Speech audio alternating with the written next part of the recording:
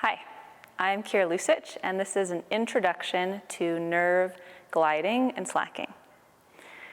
So when people think of their nerves, they think of, like if you've ever seen a body diagram and there's just these yellow lines running everywhere through the body.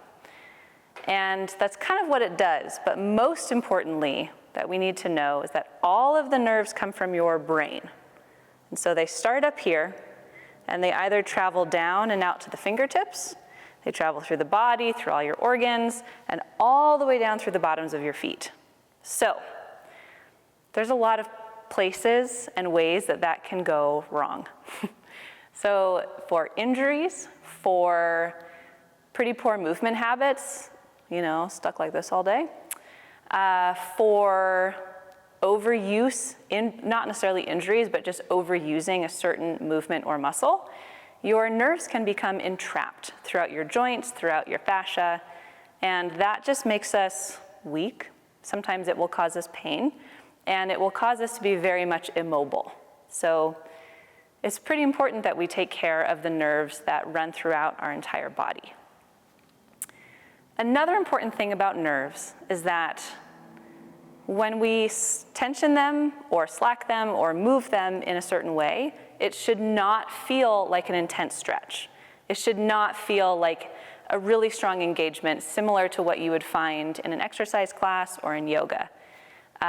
If you think of your pain threshold as 10, your nerve glide should sit at a 2 or a 3, meaning like very little activation, right? Like if you stretch something, it's like 20 to 30% of your very maximum stretch.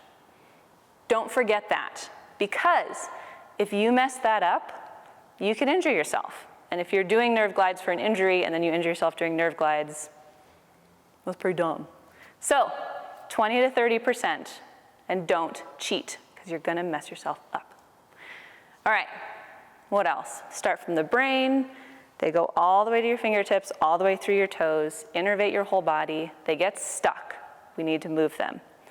Don't push past a 2 or 3 out of 10. Okay? Okay.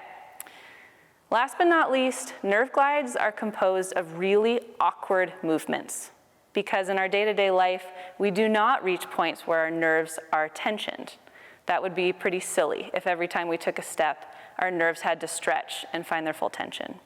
So you'll notice that as we go through the movements, they're gonna feel pretty awkward. You're gonna get into really strange configurations. You're gonna feel pretty silly, but hopefully you'll feel a lot better. So hang tight.